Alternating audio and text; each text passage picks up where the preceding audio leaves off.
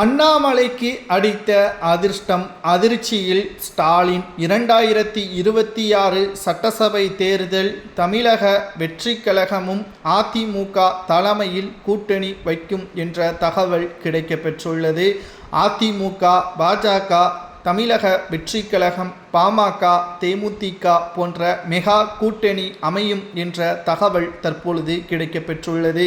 இதில் குறிப்பாக அண்ணாமலை அவர்களால் தான் தமிழக வெற்றிக் கழகமும் பாமக, தேமுதிக, அதிமுகவின் கூட்டணி வைப்பதற்கு மிக முக்கியமான நபராக இருந்துள்ளார்.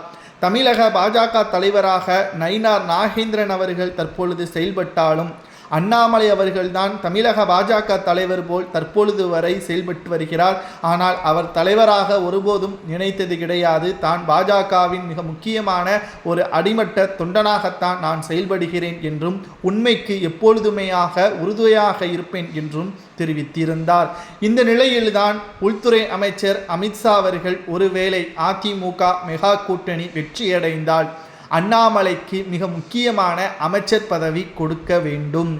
அண்ணாமலை அவர்கள் எப்படியும் கோவை தொகுதியில்தான் போட்டியிடுவார். கோவை மாவட்டத்தில் ஏதேனும் ஒரு தொகுதியில் போட்டியிடுவார் என்ற தகவலும் கிடைக்கப்பெற்றுள்ளது.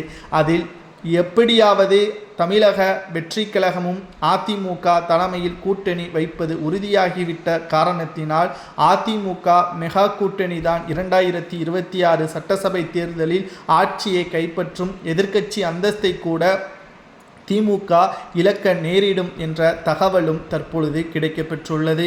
மேலும் அண்ணாமலை அவர்கள் எம்எல்ஏவாக தேர்வு செய்யப்பட்டால் உடனடியாக அவருக்கு அமைச்சர் பதவி கொடுக்க வேண்டும்.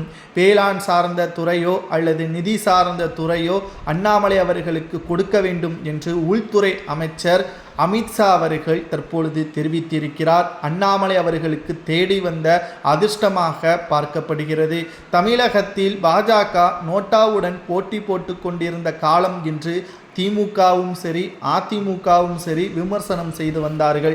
இன்றைக்கு தமிழகத்தில் பாஜக தலைவராக அண்ணாமலை அவர்கள் பொறுப்பேற்றாரோ சிறு சிறு கிராமங்கள் வரை சென்று பாஜகவின் உண்மையான கருத்துக்கள் என்ன, அவர்களது கொள்கைகள் என்ன, இதுவரை தமிழகத்தில் பாஜகவின் மீது வைத்த பிம்பத்தை உடைத்து சிறு சிறு கிராமங்கள் வரை சென்று பாஜகவின் கொடியை தைரியமாக பறக்கவிட செய்தவர் அண்ணாமலை. அதில் எந்த ஒரு மாற்று கருத்தும் கிடையாது.